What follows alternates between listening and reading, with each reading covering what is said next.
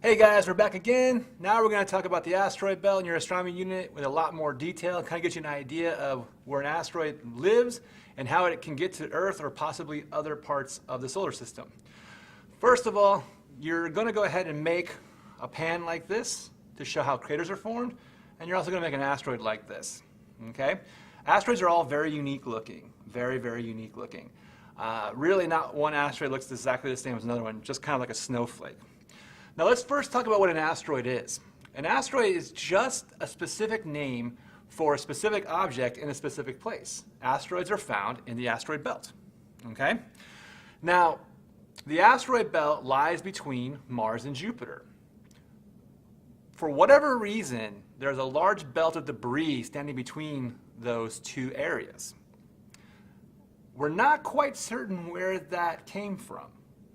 It could either have been a couple of planets that collided into one another, or a couple of moons that collided into one another, or it could have been a planet that was actually pulled apart by the gravitational force of Jupiter.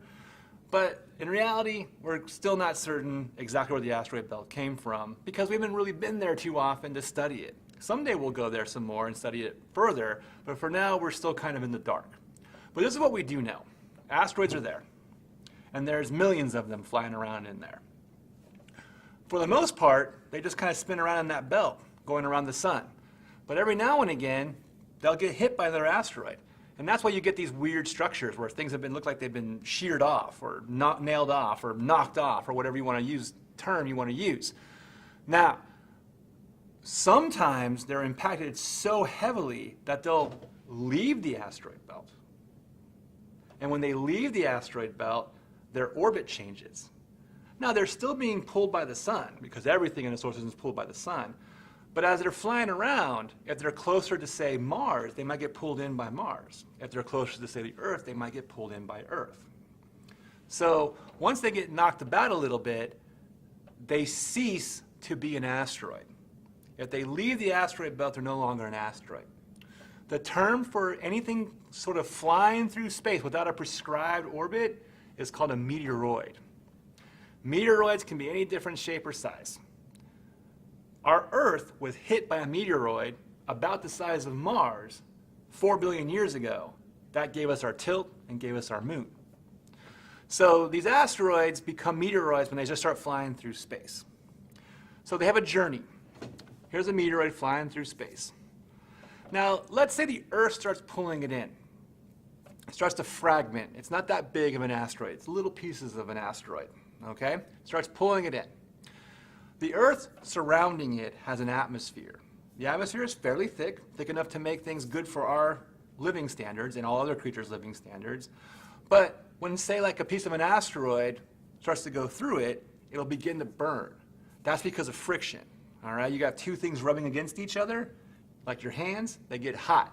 Same thing happens here. As it's kind of being drawn in and going through our atmosphere, they're kind of rubbing against each other, and that causes the asteroid, or the meteoroid at this point, to catch on fire. So it started off as an asteroid in the asteroid belt. It became a meteoroid when it started flying around without a prescribed orbit around the sun. When it goes to the atmosphere and lights up, and you see that streak of light coming down, it's what's called a meteor. Now, most meteors you see are actually the size of sand grains. That's it. They're very small, and they burn up completely. Every once in a while, you'll see a large flash of light that we call a fireball. That could maybe be the size of a golf ball or something like that.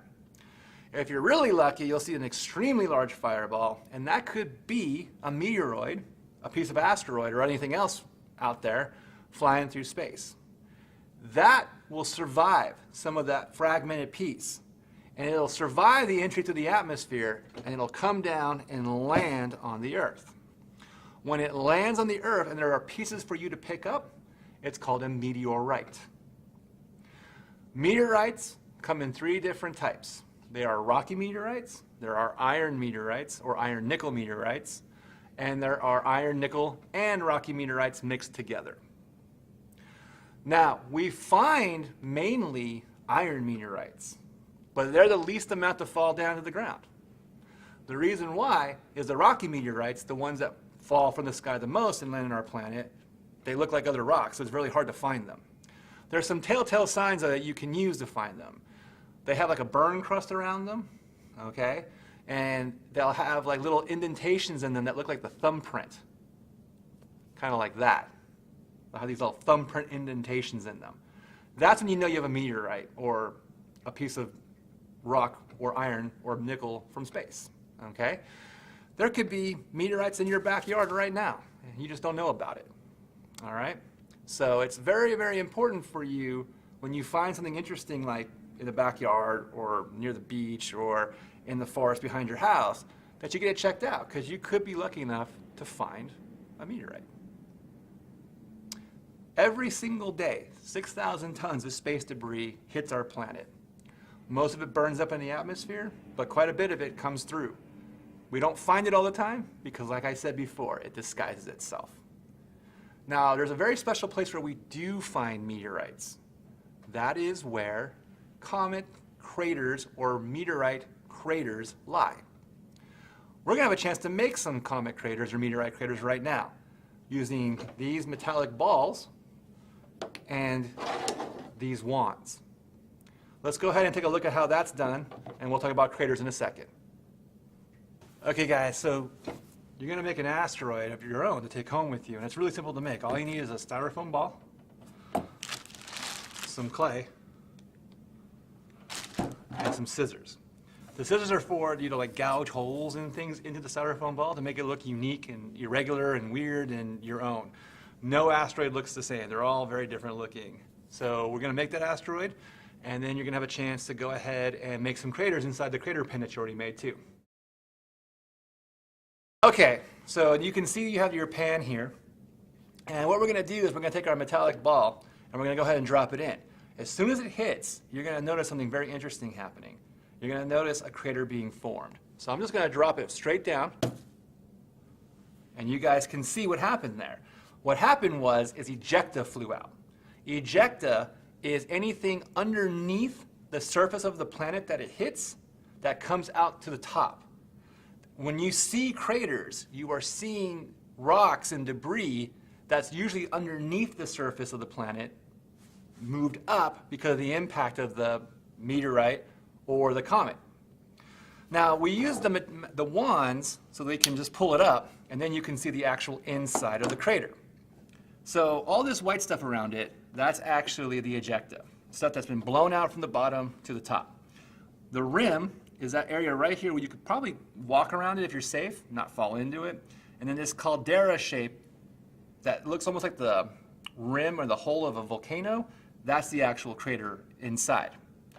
Now, as you can see, some of the stuff from the surface actually fell back down into the hole. That's normal. It blows up, it blows back in, okay? So we use craters as a timeline to see how our Earth might have changed in the past. The biggest thing about craters on our planet is that they can be covered over. The reason why is we have erosion on our planet. We have wind erosion, and we have water erosion, and we have ice erosion through glaciers and whatnot.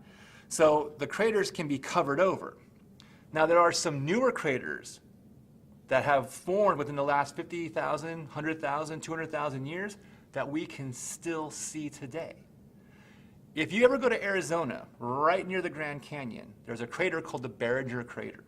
It's where our astronauts went to actually learn about the craters on Mars before they went, the craters on the moon, excuse me, before they went to the moon. All right, they actually went down into the crater and they were looking around to see like, oh, what came up out from the bottom to the top. That is a place you can visit, and it's very, very, very neat. It's actually 1.5 miles across, so it's a huge hole in the ground. Unfortunately, you can't go down into it, but it's pretty cool nonetheless. There's also a crater in Australia called the Wolf Creek Crater. The Wolf Creek Crater is actually a national park. You can just drive in, and you can actually, on that one, you can go down the bottom and walk around as much of the crater as you want. There's also a crater up in Canada that they thought at first was a lake that formed naturally how lakes form, but it actually ended up being a crater, and it just filled in with water. So they're all over the place, craters here on our planet. But we were hit so many times, but they got covered up because of the erosion here on our planet. Now, close by to us is the moon. The moon has lots of craters on it. and they don't cover up. The reason why? There's no erosion on the moon, or there's very little erosion on the moon. There's some, when comets go by and they drop their ice particles, it actually erodes the planet a little bit, but it's very, very slow. And so something that was hit a couple 100 million years ago is still present today. Mainly what the ice is doing to the moon is it's causing the little mountains around, the hills, to actually not be spiked, but to be smooth and rounded. That's what basically it's done. So if you go to the moon, those craters have been there for millions, even perhaps billions of years, okay? Now there's one last thing I want you to understand about the journey from a meteoroid to a meteor to a meteorite. Let's think about the moon. The moon has no atmosphere. Would the moon have a meteor then? Not at all. It could not, because it wouldn't burn. It would just hit the moon and cause a crater, and then pieces would fly off, and then you can get your meteorite. Now, it's kind of fun to do different things with the craters as well, or the crater pan. Like you can skip it in, all right? You can sort of throw it in and skip it, and you can see how it makes a different sort of crater, all right? A more angular crater, if you will. So you can experiment with different ways in which craters can be formed by doing different angles, skipping it in harder, throwing it softer, throwing it higher, throwing it lower, things like that. When I skipped that one in too, it actually made two craters. It caused that crater, came around this way, came over here, and caused this crater right over here. So one meteorite can cause more than one crater, or one comet can cause more than one crater. So have fun with this one, okay? It's going to be messy, but it's fun. The kids have a good time. If you need to, if enough craters have been formed, you can just smooth out the surface. It doesn't matter if it's mixed at that point. And you can also use the surface if you have more than 25 kids at a time, or more than 25 kids in any different class. You can use what the prior kids used to make new pans. Okay, so that's meteorites. That's showing a little bit about erosion, a little bit how things are formed on our planet.